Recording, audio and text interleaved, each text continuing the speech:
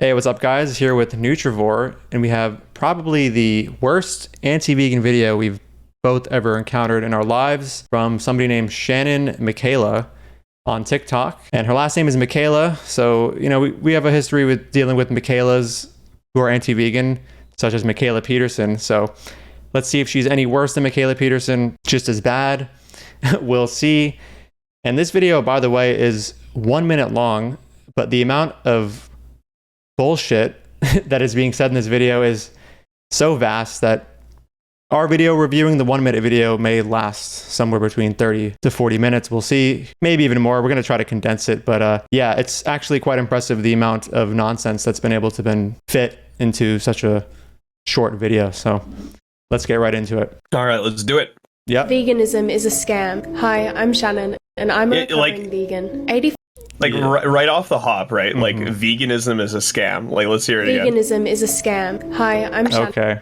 I don't even know what it means for veganism to be a scam. Yeah. You can go ahead first.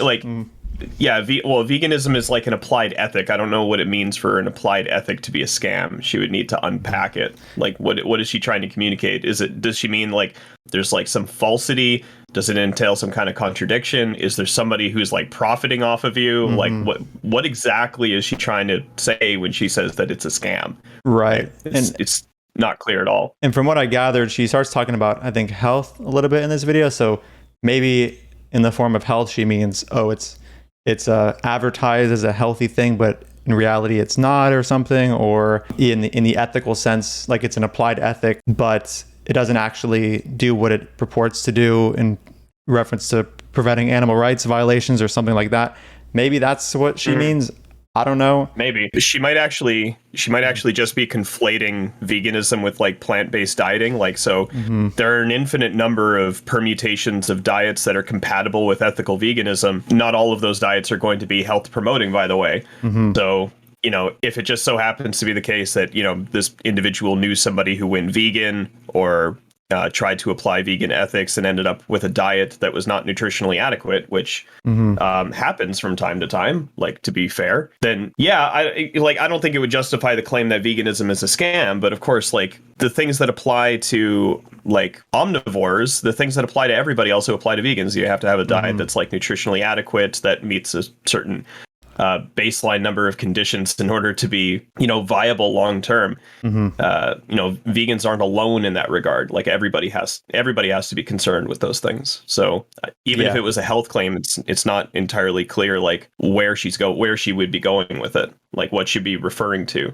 Right. We wouldn't say like omnivory is a scam because there's particular subsets of an omnivorous diet that are unhealthy or something like that. Exactly. That's what I'm trying to get at. Yeah. I think she is an ex-vegan, because the way she talks about veganism in this video, as we'll see once we get past these first 2 seconds, it's a way that elicits that she has a history with it, and she had some bad symptoms or didn't have the best outcome. So I believe this is not just an anti-vegan, but an ex-vegan, which they tend to go together. Not always, but yeah, so no surprise there. And I'm a recovering vegan.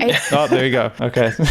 Yeah. So it's like, what does it mean to be a recovering vegan? It's like, if you encounter an omnivore who like went on some really terrible omnivore diet and got screwed up, would you say that they're a recovering omnivore, right? Or and even like, I just don't know what it means to be a recovering vegan. Yeah. Like, maybe she suffered some health problems that she attributes causally to a vegan a diet or plant-based diet she was consuming, and she's now recovering and still healing from those health problems, which, you and I both know, you know more than me how hard it could be to prove causality with any of these things. She hasn't been getting like insane amounts of tests and like confirming everything, every little variable like that went into her diet. So there's people that there was one person who I believe she attributed like her bad teeth to veganism once, and turns out she was doing this thing called chewing and spitting, which can actually fuck up your teeth. So it's like, it wasn't veganism per se, it was the act of chewing and spitting in that scenario. So there's just so many things that can lead to a certain outcome. It's hard to ever be like, it did this, or veganism did this per se. Yeah, I think we also have to be very conscious of the fact that it's very likely that this person is just equivocating veganism with plant-based diets. So like when she says the term veganism, I think we should probably I think we're justified in believing at this point that she's not talking about the applied ethic. She's talking about like some kind of diet that she tried, and you know, the diet was not particularly successful for her or something like this. I think that's more or less what she's referring to when she says veganism, which I would just reject, right? Because I don't think, like, I don't even know what a vegan diet is, if not just a diet that's compatible with vegan ethics. But like I said, there's an infinite number of permutations of diets that are compatible with vegan ethics. And just because you went on one of those particular permutations and got screwed up does not mean that any diet that is compatible with vegan ethics will do the same thing. I mean, like, this this concept also applies to omnivore diets or diets that are incompatible with vegan ethics. You can there are an infinite number of permutations of those diets too, and one of them could screw you up. Many of them could screw you up. And yeah, it's just a weird thing that she's kind of saying here. Like, again, the recovering vegan thing is like, yeah, I don't even know what it means. Very, very sensational, very like rhetorical, like calling something a scam. Like it's very appealing emotionally. You know, if someone just is going through TikTok and they, whoa, like veganism's a scam. Like, oh, but when you actually break it down, it's like, what the fuck are you talking about? Yeah. Yeah. And then she's showing this 84% statistic. Have you seen this statistic before? I've done a whole video on why it. Yeah, I think it came from like it was a study on a survey, if I remember correctly. And while their overall statistic there, I think, would be accurate. So like 84% of vegans and vegetarians return to some kind of omnivorous diet. While that may be true, it's also true that most people pursue like a vegan or vegetarian diet, quote unquote, whatever that is, for health-related reasons, and those people are typically not very they're motivated by health. They're not motivated by something other than health. So if they go on that diet and it doesn't resolve whatever health issue they're trying to resolve, or it doesn't give them the results that they want, well, they're just going to move on to some other diet, right? But that doesn't really capture ethical veganism, right? So in there, you're capturing people who are not motivated by health, people who would be likely to stick to a particular way of eating, or a way of eating that's compatible with their ethics, regardless of whether or not it gave them the health outcomes they wanted. When you actually go into that analysis, if I remember correctly, and then you look at the subgroup of ethical vegans, like it was like a single digits for recidivism, like only like 7% of them return to an omnivorous diet after a period of time. So, yeah, I mean, it's kind of misleading. So if you're talking about plant-based diets, yeah, maybe the statistic that she's putting on the screen is accurate. When you're talking about ethical veganism, it's really unclear whether or not the statistic that she's putting on the screen is accurate. Right, and that's what I was going to say. I'll link the video in the top right now that I did, covering basically everything Nick just said. And also, even if it was all ethical vegans, like I don't know why. Like, imagine if this video was exercise is a scam. 84% of people who get a gym membership eventually return to not having a gym membership. You know, there could be things that are good for you, or that are good, that many people just tend to quit. What does this tell you about how bad or good it is? Like, it doesn't really tell you much, you know? Yeah, same thing. You see the same thing in the diet literature more broadly, right? Like, recidivism rates for any given diet under the sun are extremely high, because, you know, the characteristics of the standard diet that everybody is eating is they're very alluring, and it's difficult to adhere when you're in a food environment that presents you with that stuff at all times. So like when you read the literature, it's like you see things like 95% of all diets fail, 92% of all diets fail, because like recidivism rates across all diets are just like really high. This isn't something that's even unique to diets that are compatible with ethical veganism or like plant-based diets or whatever. It just seems to be kind of like a trivial claim. Like, this is one thing that I've been talking about on my channel more and more lately, is that when quacks or sophists are making like claims in the nutrition space, or even in any space, I've noticed this more broadly. If you analyze what they're saying, like if you actually like sit down with them and get them to unpack what it is that they're talking about, it cashes out, generally speaking, one of three ways. Their statements are either false, trivial, or unintelligible. So either they say something that's just straightforwardly false, or they end up unpacking something that's just trivial that nobody would deny, but it's just kind of like silly to say, like it's just kind of empty.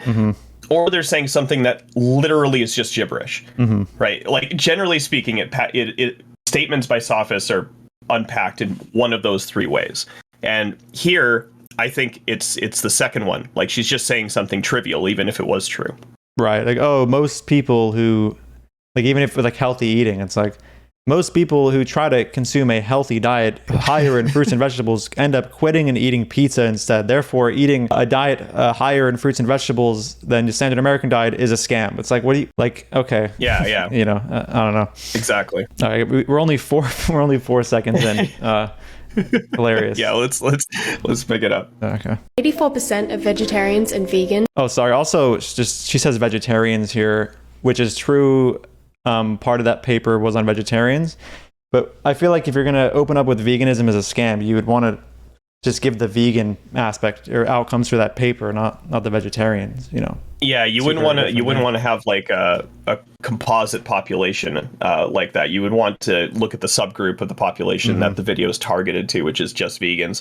And I can't remember the details of that paper, but I imagine like the 84 number is probably a lot larger. Like if when you're including vegetarians and vegans together, that number is probably a lot larger than just vegans in isolation. So maybe that's why she chose that statistic over another statistic, or maybe the other statistic just wasn't available. But if it's not available, just don't even make the statement. Don't even make the claim. I believe if you look into the paper, you could actually calculate too if you were to only do. But I think the reason she said 84 is because this is the one that anti-vegans toss around all fucking day long on the internet. So she probably just heard it and was like, oh, look, there's that. Yeah. All right. 6 seconds in. Return to eating meat. Today, I'm going to explain the typical life cycle of a vegan. Firstly, you'll come across some. Okay, hold on. Life cycle of a vegan, as though we're fucking tadpoles in a swamp. Like Jesus Christ, man. Right. That's so funny.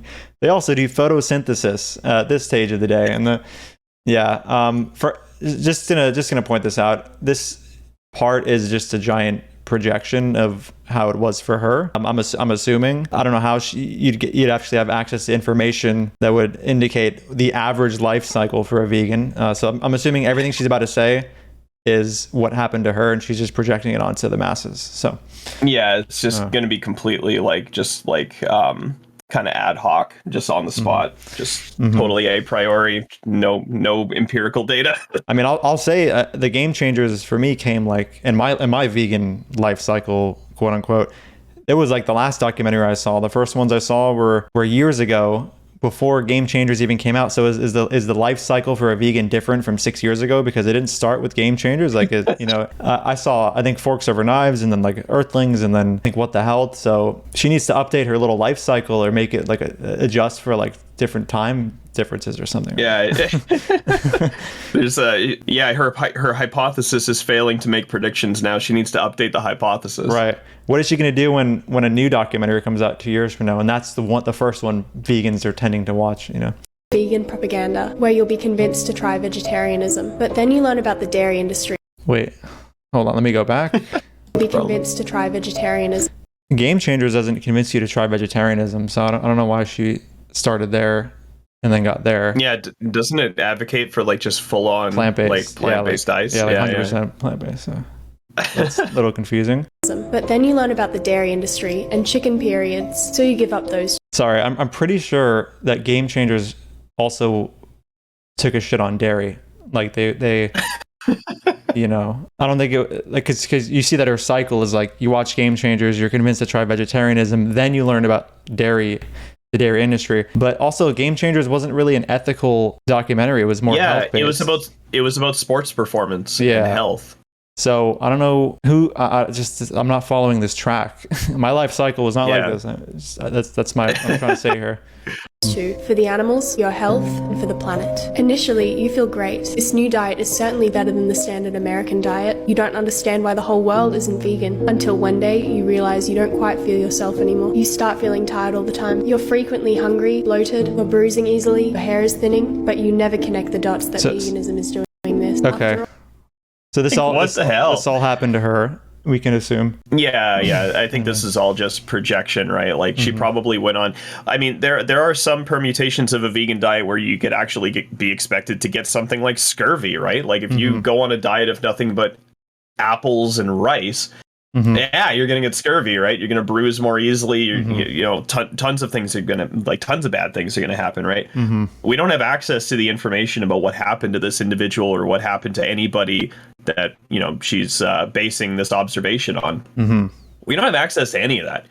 You know, I've been vegan for like a year, I guess like probably about a year and a half at this point. I'm not bruising very easily. Like, I honestly don't really feel any different than I did before. Oh, so you don't have the part of the life cycle where everything feels amazing in the first couple months because you're getting off of standard American diet. Is that what you're saying? Even though you weren't, I mean, you probably weren't even on it prior. No, I wasn't even. I've never. I mean, I was on like a kind of a boomer diet when I was a kid, because that's what my parents like kind of raised me on. But you know, I took human nutritional science in university, and I had an interest in nutrition even before then. I think my interest in nutrition started when I like lost a shit ton of weight, and ever since then I've always eaten like pretty healthy, or my diet's been compatible with a type of diet that you would approximate as being like healthy. It's not always like that, but switching to a vegan diet I don't feel any different. Yeah, I always say the same thing. Nothing happened. I felt only better because I went from like a processed non-vegan diet to like a less processed, like more higher vegetable, higher fruit intake. You know, I was more close to maintenance calories or small deficits as opposed to like very large surpluses that had me digesting all day and feeling like shit and groggy. But I'm not going to say like that was veganism per se. I probably just, you know, lowered the amount of shit I was eating. I think we should emphasize the point that, like what you said, there's going to be permutations of a vegan diet according to like the applied ethic that can elicit these symptoms. Like if you just eat like, of course, if you can be anorexic and be vegan like that. Yep. That's possible. You can do like fruitarianism and be vegan and be missing out on like on B12 and like vitamin D. There's so many, like, I don't know what she was doing. I wish we had like a log of whatever access she did. To the information about what she was doing. You're like, right. Yeah. Like when I went vegan, the most negative experience that I had was just missing pan-fried salmon. Like that was basically it. Yeah. And I can't wait until I get a cultured variety of salmon so that I can, you know, approximate that experience again. But I'm not going to pursue pan-fried salmon because I have a taste for it and violate my principles. I think that would be pretty shitty. But that's the extent of the negative experiences, right? Is that I just miss some foods. And Nick, I don't know how familiar you are with the ex-vegans that we tend to see on YouTube and what they ended up eating when you look at it in like hindsight. But it very often seems to be like very restrictive, like raw food diets. Tend to be like low in calorie. Some of them, I'm kind of exaggerating here, but like it's like I'll have a quarter of an avocado and cucumber water for breakfast. You know, like they tend to have these really weird diets, and the people watching that understand this community, I can't say this for a fact, you know, but this girl is giving me those vibes, like that she was on like the, you know, some raw like thing, like because I believe she's eating like raw meat now. She's weird. She's doing you know, that whole like these like hypochondriacs that get very like overly obsessed with consuming like only natural things. She may have not been supplementing, like who really knows. I've noticed that there seem to be like these people that gravitate toward like extremism. You know, so like, I mean, you just look on YouTube, you type in vegan diets into YouTube, the first people that come up are like the Raw Christina and fucking, you know, Michael Greger and, you know, a whole bunch of people that are going to give you some kind of caricature of a healthy diet or some permutation of a vegan compatible diet that probably isn't going to be the greatest. Like Raw Christina wants people to basically just be eating fruit and juice all day. And it's like, okay, you're going to be inadequate on protein. You're probably going to be inadequate on a bunch of minerals. You're probably going to be adequate on essential fatty acids. You're probably going to be inadequate on this, that, and the next thing. You probably shouldn't go on a juice only diet, right? Or on a fruit only diet. But that's like an enormous proportion of the quote unquote vegan community or the plant-based community is like these charlatans that peddle these meme diets. And it's very easy to, or at least it's been my observation that people find it very easy to fall into actually pursuing those meme diets instead of actually being like, okay, maybe this is what you should do. Maybe just read the dietary guidelines, either Canada or the United States, Australia, doesn't matter. Just read the dietary guidelines wherever you're from. Take all of the animal foods and just replace them with non-animal analogs. Like, so you take all the dairy products, replace them with non-dairy, equivalents. You take all of like the meat and just replace it with like tofu and seitan and beans and nuts and seeds and all of the vegan sources of protein. Throw some fucking Impossible Burger and some Beyond Burger in there too. Like, I don't think that really matters that much. I mean, the evidence would suggest that those are more likely to be health promoting foods than what you'd be replacing anyway. So yeah, you can do that as well. Just have some approximation of like what is known to be a healthy, nutritionally adequate diet and just make it compatible with vegan ethics. And then, but nobody's doing that, right? Like, everybody's like, oh, I'm just going to eat nothing but fruit and juice. It's like, of course you're going to run into issues. Like, you're not eating a nutritionally adequate diet. A lot of the pitfalls of those styles of dieting, so the low calorie nature of those styles of dieting and like, the lack of protein and things like B12 and vitamin D are very easily remedied through starting to have like animal products in their diet. So I theorize, like, I wonder, this is just speculation, but like, one of the reasons why these types of people respond so well to when they get back on the animal foods is because animal foods actually contain a lot of what they were just lacking in these ridiculously extreme variations of a vegan diet. Does that make sense? Right. And that's and that's not to say that those things can't be satisfied on a diet that is compatible with vegan ethics. Right. So if you go on a vegan diet, right, and it just so happens to be a diet of nothing but fruit, and you knock your dick in the dirt and you get fucked up by it, well, that could just be that you were lacking protein, But the thing is that you don't need to go back to animal foods to get enough protein. Right. You can do that while also consuming a diet that is compatible with vegan ethics. So when people like go back to animal foods, it's not clear that they're actually satisfying some need that they could not have achieved otherwise. Right. Right. Yeah, exactly. So yeah, I mean, long story short here is we have both wished we had access to whatever she was eating.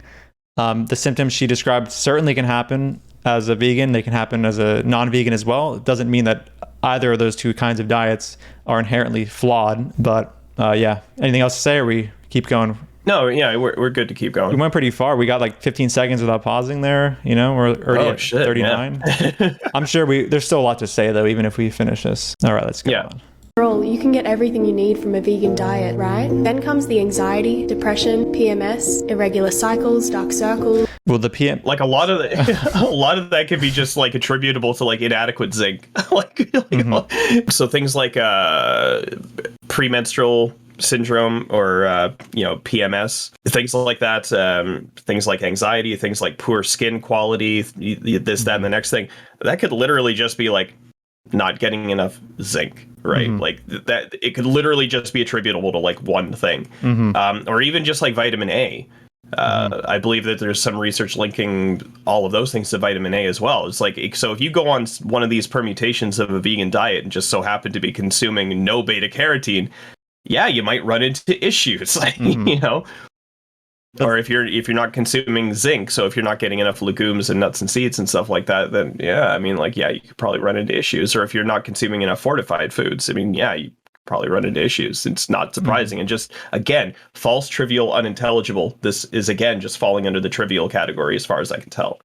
Right. And let's remember that she said this is the life cycle of a vegan, and she mentioned PMS. She didn't say life cycle of a female.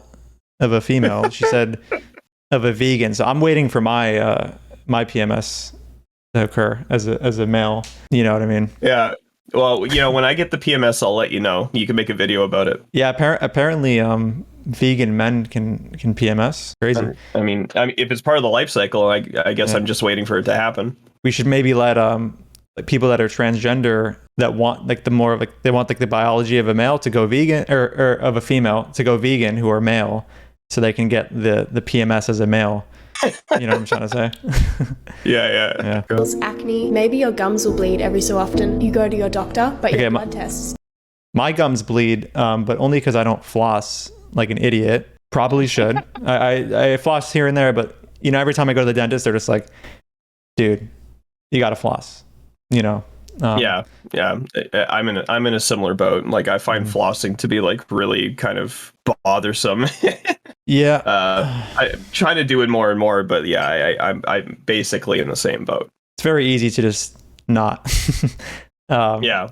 But yeah, that's another thing too here, that like the symptoms she's describing can be from other things. Like, how did she determine that gums bleeding was from not eating animal products? You know, or because you have to realize that like a lot of these kind of people who gravitate toward extremes, they're more likely to be contrarian, they're more likely to buy into other pseudoscientific nonsense. So it's very likely that somebody who is attracted to like the types of plant-based diets that are absolutely insane, that they might also be attracted to things like they're lying to us about toothpaste, and you shouldn't use toothpaste because it has the fluoride in it, and the reptilian overlords are using the fluoride to like control your brain through your pineal gland and all of that nonsense. So maybe the person just at the same time they went on a vegan diet, maybe they just stopped brushing their teeth. Like anything's possible, right? Yeah. No, totally possible. I wish I took a better look at her page before recording this, because I took a little skim and I believe there was some anti-toothpaste stuff. I know there was definitely anti-sunscreen. So and I believe those two crowds tend to go together. That would be hilarious if I just like called it on the spot. And like, this person, of course, like your gums did weird things. You know, your oral hygiene routine went to shit. Right. Kidding. I'll try to check after this and see. I'll put it in the video, like, confirmed she's anti-toothpaste as well. Turn out fine. Your supplement list grows, but your symptoms remain. Okay, your supplement list grows, but your symptoms remain. Here, like this one's actually kind of funny, because like I got a bunch of bottles of supplements there. Only 2 of them are really necessary, right? Like a lot of them are just like nice to have, and 2 of them are just like kind of necessary. So like the ones that are necessary are B12 and vitamin D. Of those, it's not even clear to me that B12 is a necessary supplement, because I eat things like oysters and fortified, plant foods. So it's not clear to me that I even need the B12 supplement. The vitamin D supplement, I live in Manitoba, and, it's winter for like 8 months out of the year here. I mean, they tell us that we have spring and fall, but that's not true. It's like winter, like 8 months out of the year here.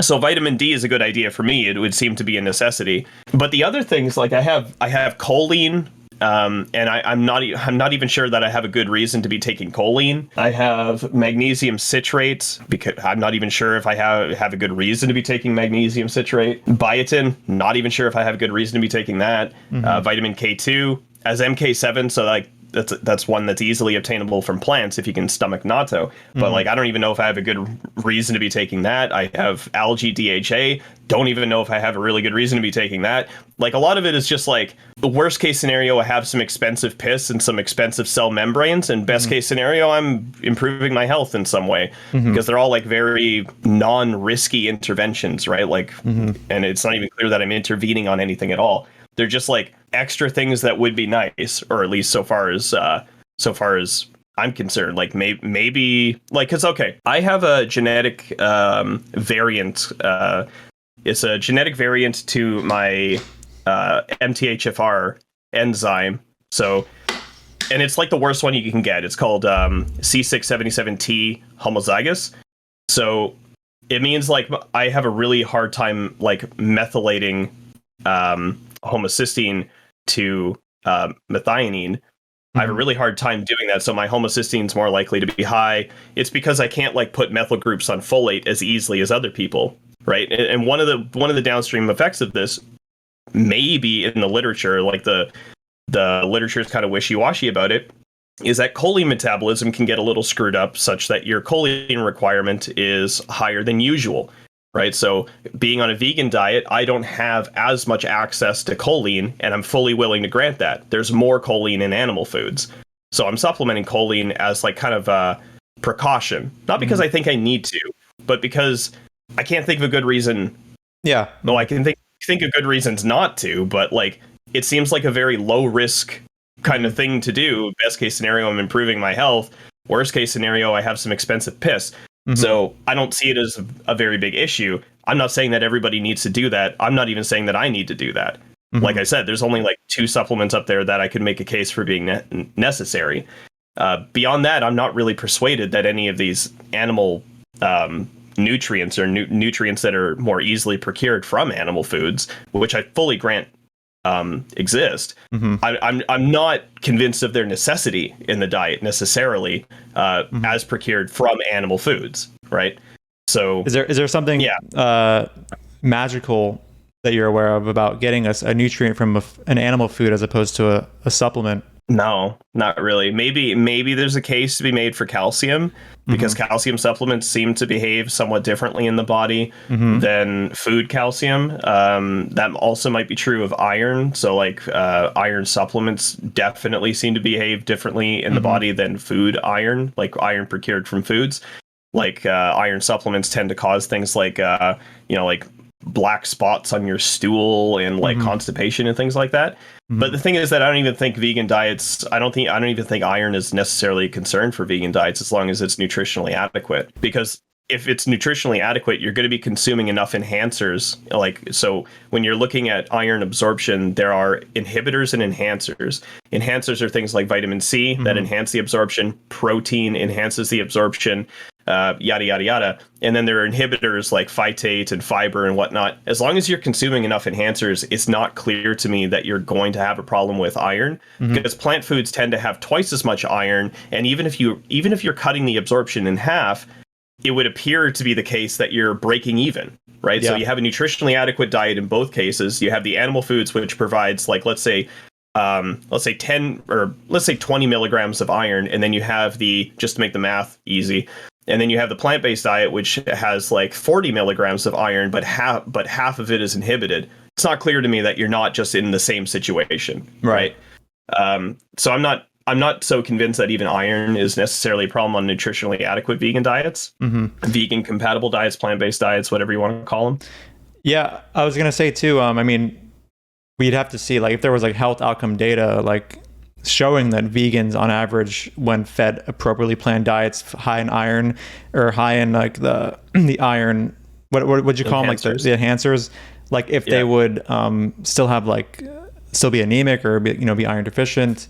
Because in the end, like this is just one video of this one girl's experience. This is like an unverified anecdote. What she should be citing is like health outcome data, like showing to some like reasonable degree, that like vegans tend to like have XYZ deficiencies and negative symptoms because of said deficiencies, whatever. And she's providing nothing like that. She's just saying, here's the life cycle of a vegan. And by the way, they also tend to PMS, even if they're a dude, apparently. Like we're not getting anything like any too rigorous or robust here. The things that she'd have to demonstrate are actually, they probably be pretty specific, right? So like we said, there are infinite permutations of a diet that's compatible with vegan ethics. But what all of them seem to have in common, or what the vast majority of them would seem to have in common, is that they're not including like beef, right? They're not including chicken or pork or beef or any of those, or dairy or any of those types of foods. So what she'd have to demonstrate was that the mere absence of foods like that led to some negative health outcome. Simply showing me a study on a diet that's compatible with vegan ethics or some plant-based diet where a negative health outcome was observed is not sufficient to make the case that she's trying to make. Like it wouldn't even be sufficient, because she's just saying veganism simpliciter, not that version of veganism. Right. She's saying veganism as a whole is a scam. So because everything that is true of a vegan diet can also be true of an omnivore diet with regards to the plant foods you're consuming, because omnivores have access to all the same plant foods. I think what she'd actually have to demonstrate is that the absence of certain foods causes some problem. And that's going to be a really hard sell, right? Because like say you do show me a study that shows some negative health outcome for some people who are eating no beef or something like that, or they're absent animal foods, the animal foods that I just listed, and they have some negative health outcome. That's not sufficient to make the case that those animal foods are actually that would actually be containing anything that would that is necessary. Right. They could have all that tells me else is all that tells me is that permutation of a vegan diet led to some negative health outcome. It wouldn't be sufficient to prove the point that vegan diet simpliciter lead to that negative health outcome. Right. That's a much stronger claim. And I straightforwardly don't think she even has evidence for that claim. Yeah. And also, in regards to the whole and then your supplement list gets longer, the implication here is that she was taking a lot of supplements. You can also be on a multivitamin with vitamin A, vitamin D3, B12, iodine, all these things, but still be under eating because you're on some ridiculous low calorie vegan diet, and your symptoms could remain, just being underfed. So yeah, and I will also point out that I know a lot of omnivores with a little supplement shelf like this too. Yeah, this isn't even something that's unique to me as somebody who consumes a vegan compatible diet or plant-based diet or whatever. Well, maybe I can say plant-based. I eat oysters and shit, but this isn't something that's unique to veganism either, right? Like having extra supplements. Not necessarily. We'd be the drivers of the supplement industry and I'm pretty sure we're not. So, because a lot of these ex-vegans they'll say, "Oh, I did switch to supplements." We're just going off of what they're saying. It's hard to verify any of this, but I just wanted to make the point that even if you up your supplementation, your overall diet could still be inadequate, even with just by virtue of calories being shit or something. And it's not even a guarantee that what you're supplementing has is covering the basis of what your diet is lacking, right? So if you eat a crappy diet and then just throw a multi on top of that, that's not a guarantee of anything. What if you're lacking in iron for whatever reason? You're lacking in iron in your diet. You're only getting 4 milligrams of iron a day, which is inadequate. And the requirements, I can't remember what the precise requirement is for women. I think it's 18 milligrams a day. And let's say your supplement only has 4 extra milligrams a day. You're not meeting the RDA by 50%. Right. So it's not even clear that supplementing is necessarily going to insulate you against any pitfall that you might encounter by consuming a meme permutation of a vegan compatible diet. So it's your supplement list grows and you're still getting symptoms. That doesn't tell me anything. Yeah, right. Yeah, exactly. That was the main point I wanted to make here. And of course, this comes back to the whole, unfortunately, we don't have access to every little thing that she was eating. We don't know what the situation was. Doesn't matter if she just tells us that her supplement list went up. We don't know what she was eating on top of the supplements, if it was inadequate, so. Yeah. Yeah. Oh, we're almost done. There is 15 seconds left. I think your favorite part's about to come. Oh, you'll see what I mean.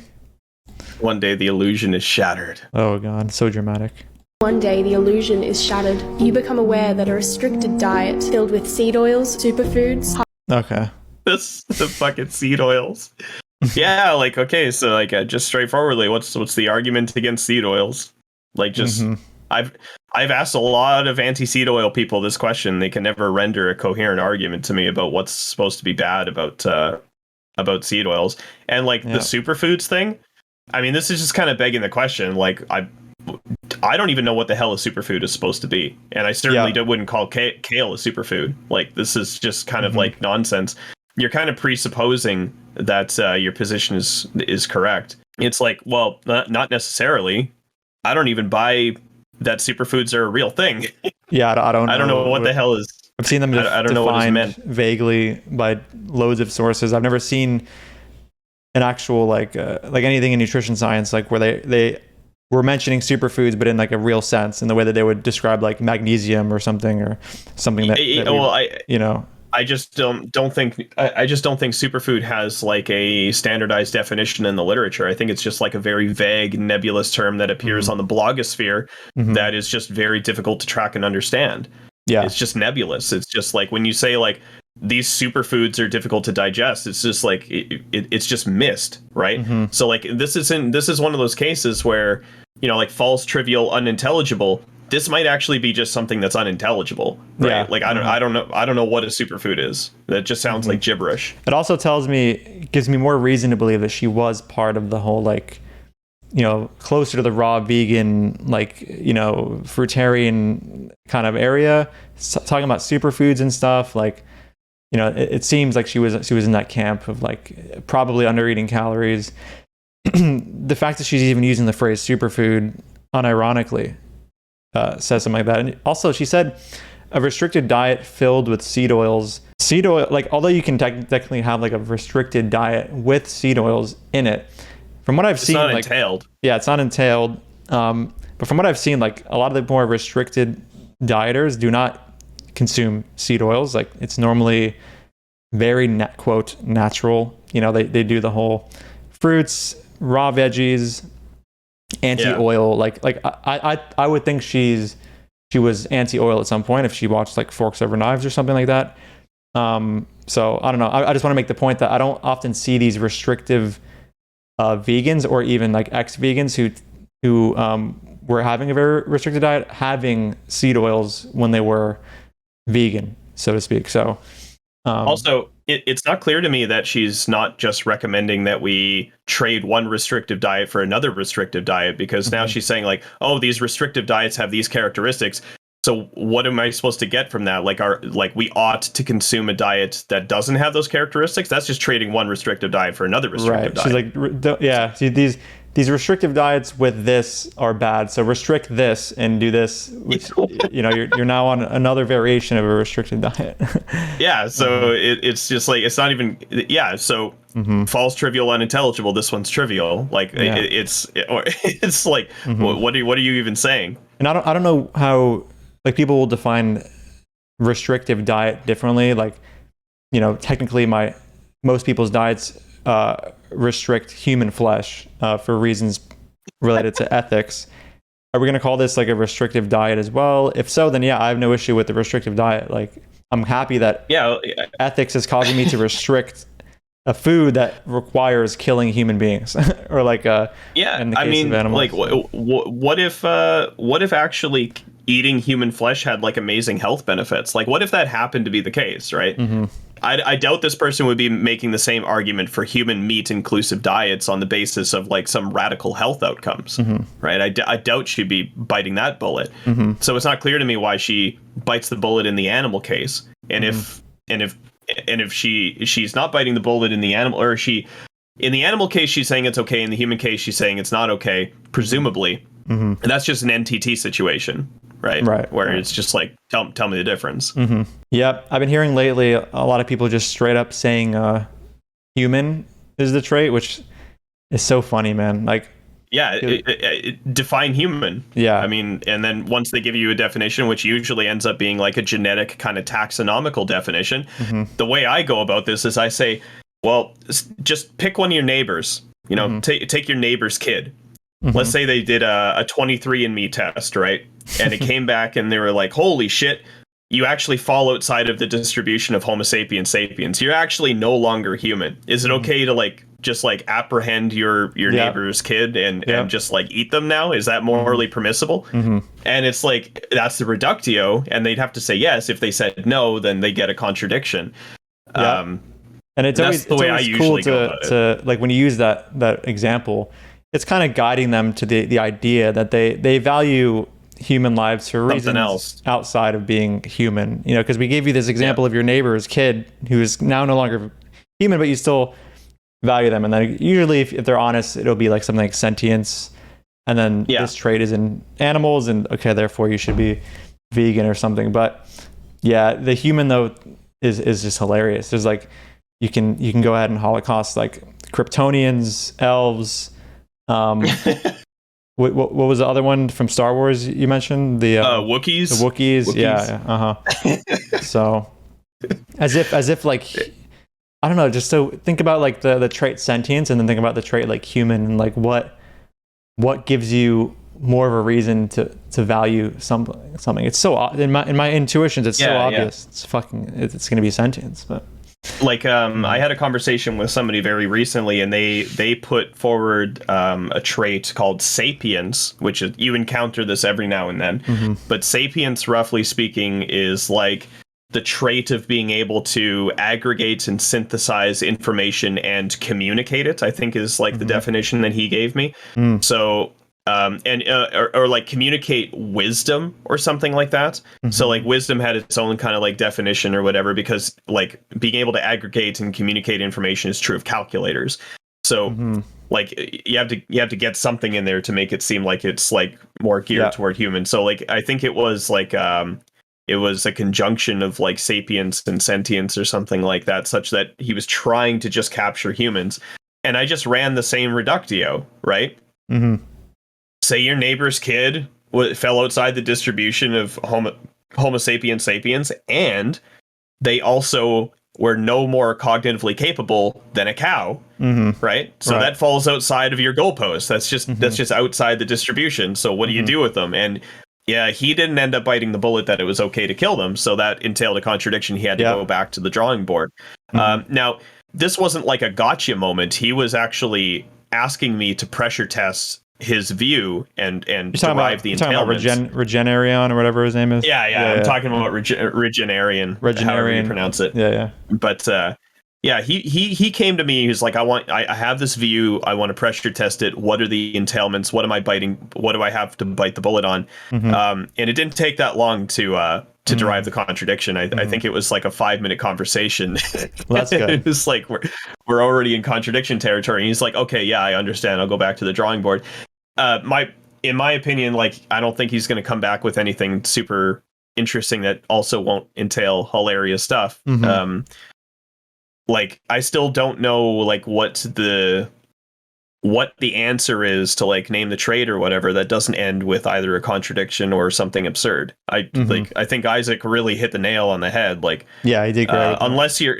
Unless your intuitions literally are aligned such that you don't find those certain reductios to be hilarious. But in that case, the reductios that you're biting the bullet on are just so obviously objectionable to most people that like even if you have those intuitions, let's just hope that you exist on the fringes of society and never are in charge of anything important.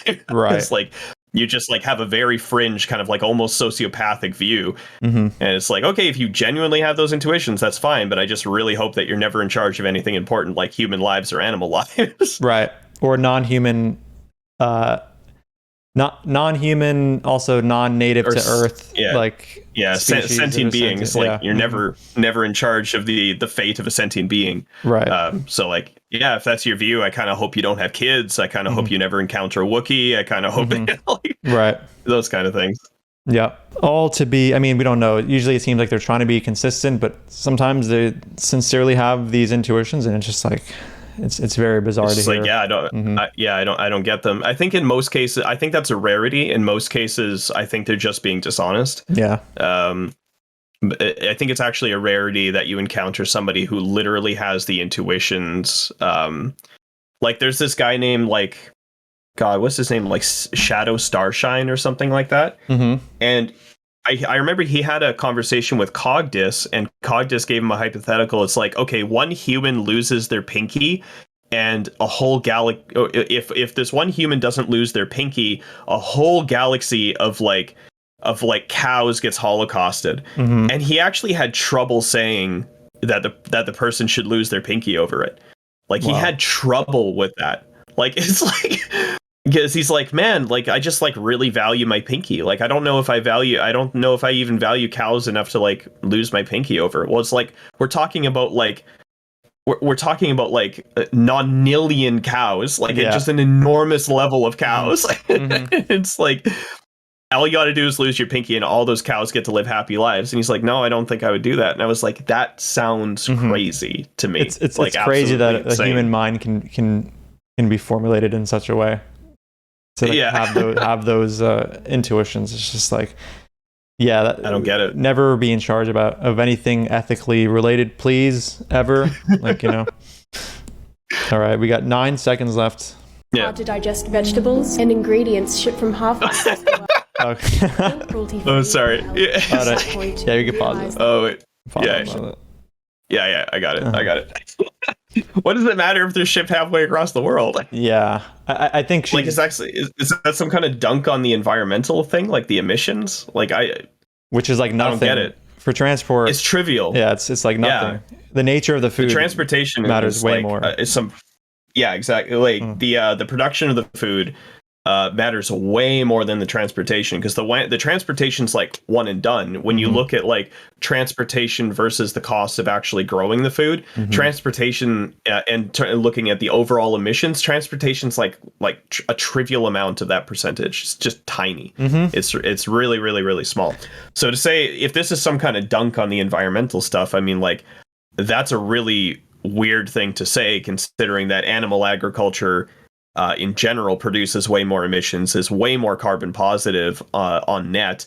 And, you know, even if you were to take transportation out of the equation there, that's still worse than plant agriculture with transportation. Right. A local animal product is going to be far more, like beef or something, is going to be far more intensive than a non-local plant product from across the world. Like, yeah, exactly. Having local beef is going to entail way more emissions. It's going to have a larger carbon footprint than dal imported from India. Yeah. Right. Like it's just a really weird dunk if this is supposed to be some kind of environmental dunk. Yeah, she showed quinoa here. It's so funny. Here, we'll go back a little bit. Shipped from it was like the world isn't actually it's fucking quinoa. Cruelty-free or healthy. Okay, the cruelty-free thing is like, depends how you define cruelty. If you define it as like a rights violation, then we could say that, yeah, the vegan diet at the moment seems to be cruelty-free, depending on how you define like rights violation. Cruelty. But both. But in the basic sense, I mean, yeah, we're aware that like cruelty is hard to avoid just by virtue of existing. If we define it like in the most like simple way people tend to, like, oh, you're getting killed or something, so there's like killing in defense of crops. One may call that cruel, but it's still not a rights violation, you know. But yeah, I don't know. And it's not clear, even if we did say that it was cruel and we bit the bullet on that, it's not clear that having crops there entails more cruelty than not having crops there. Right. Something could entail cruelty, but entail much less cruelty than the alternative. Yeah, right. Yeah, exactly. So, for example, we have good reason to believe that cropland actually has less carrying capacity than wildland or pasture land. And if you have a greater carrying capacity on pasture land or wildland, that implies more trophic strata, which we do have data for. More trophic strata implies more predation. More predation implies more animal death. More animal death could imply more cruelty. Because if that land is there, then the opportunity cost of having that land there is that you don't have crops, and that's something that humans have control over. So if you're opting to have wildland or pasture land over crops, you're actually the cause of the cruelty, because you're not taking you're like providing for that opportunity. So it's not clear, even if we bit the bullet, that there's cruelty. It would make the claim that it's cruelty free false, but it would not make the claim that it would be the best possible scenario necessarily false, right? Because maybe every other alternative is just worse, right? Right. No, exactly. Yeah, and I remember you sent me that paper that covered the trophic strata stuff, so I'll put that on the screen right now. If anyone wants to read that. But yeah, no, totally. Oh, she said cruelty-free or healthy. So, yeah, I mean, yeah, that's kind of nebulous too. Like, what do you mean by healthy? Because like we said at the beginning, there's endless numbers of permutations of a diet that's compatible with veganism, and not all of them are going to be healthy. Yeah, like we both agree that veganism is not inherently healthy. Like, neither is omnivory or even a pescatarian diet. Could have some fish and then like a shit ton of fucking something else that's awful for you, like, you know. Oh yeah, So- the diet could consist solely of foods that we understand to be healthy, but still be unhealthy. Like if you ate a diet of nothing but cod and apples, you're fucked. Mm-hmm.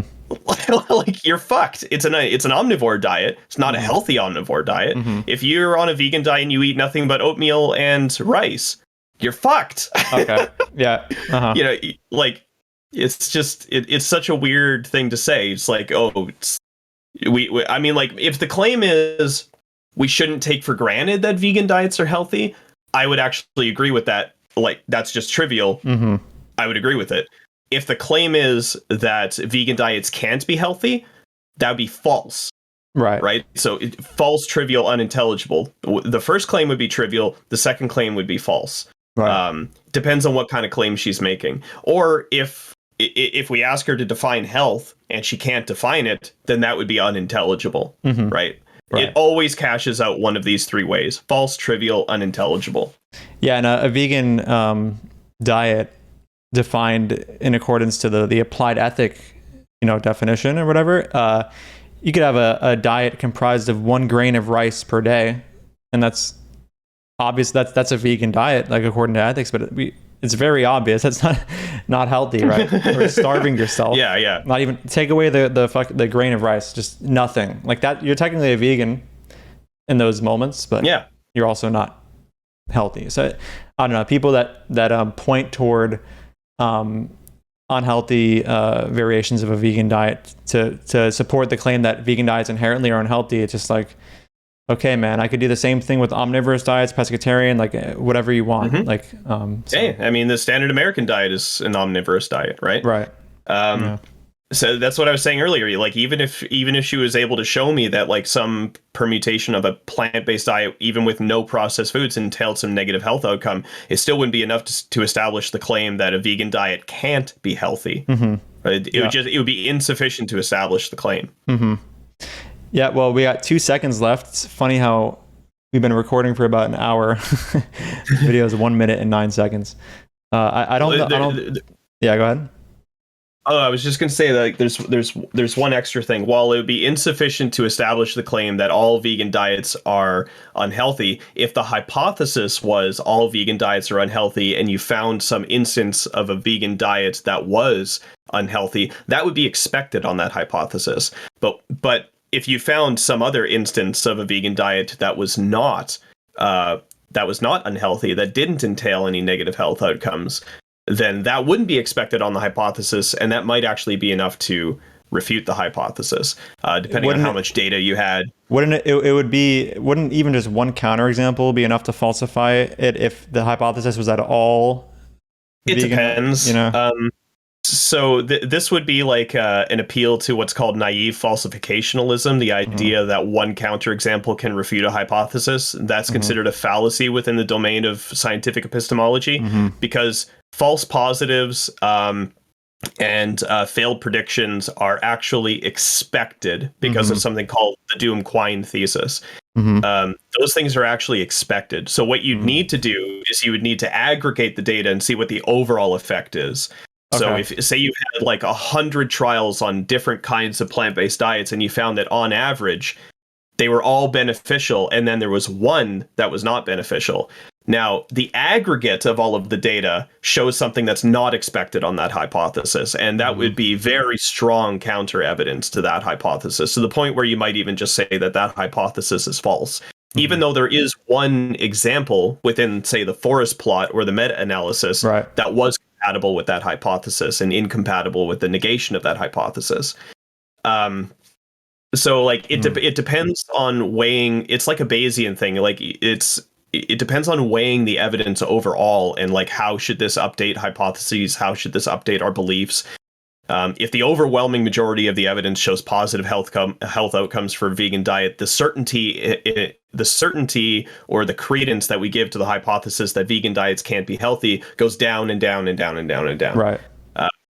Gotcha. So if someone makes even just a claim of any kind where they say all of X is Y, but you find just one version of X that is not Y, that would technically falsify the that claim? Yeah. So like, so hypotheses and claims aren't the same thing. If the claim is all vegan diets are unhealthy, so for like you're universally quantifying over all diets, in first order logic, that would be like for all X, V of X, like for like for all diets, for the diet is vegan, they are unhealthy. Or it'd be like for all X, V of X implies not H, so like it's not healthy. So like if the diet's vegan, it entails that the diet's not healthy, or whatever the hell.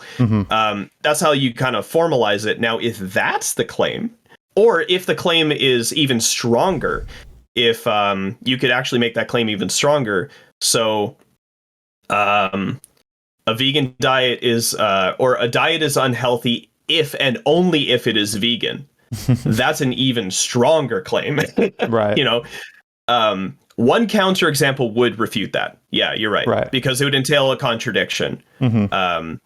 So yeah, if you say like for all unhealthy diets, they are vegan, or a diet is unhealthy if and only if it is vegan, and then you have an instantiation of a healthy diet that is vegan, that just straightforwardly entails a contradiction, and that would be enough to falsify the proposition, or render the proposition false.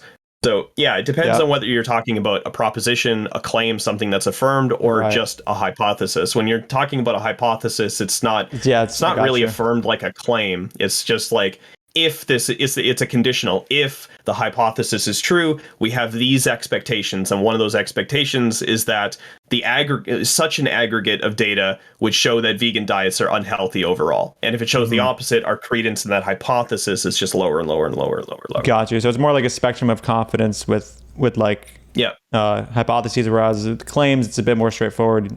You can just falsify, like one that we described recently, like very simply, just with one counter that opposes that contradicts the first claim. When it's in the form of like all of X is Y, you find one version of X that's not Y. Yeah, and that'd be enough to falsify the affirmation, like the proposition, be enough to render it false. But when we're talking about a hypothesis, it's a little bit more like there's a little bit more that goes into it when we're talking about causal inference and statistics and certainty and Okay. Well, let's hear. I mean, I don't know what these last 2 seconds are going to produce, so let's just. They're probably going to be full of gold. Yeah. Every previous section of 2 seconds was full of gold. Yeah. So maybe even more than gold. Okay, here we go. By that point, you realize that. Okay. I don't know what that. Yeah, it's just that's the end. By that point, you realize that. Okay. Yeah. Well, that was fascinating. I guess we can give like final words, and I mean, we only made like it's been about an hour and 5 minutes, so not that bad. So not that bad, yeah. So 1 minute equates to about an hour. Not bad. Maybe you could just put up on the screen like a brief description of Brandolini's law. Yeah, it just just like there was just so much sophistry that was densely packed into 1 minute that in order to like demonstrate why it's sophistry, it required 1 hour. It's crazy just how much effort you need to put in to refute even 1 second or 2 seconds of the video. It's just stressful, like, because if you're somebody who wants to debunk stuff, it's like people can just make claims and walk away, like, and I have to sit here and like, you can just use Hitchens' razor and just fuck off, but like that's not really that's kind of boring, not as interesting.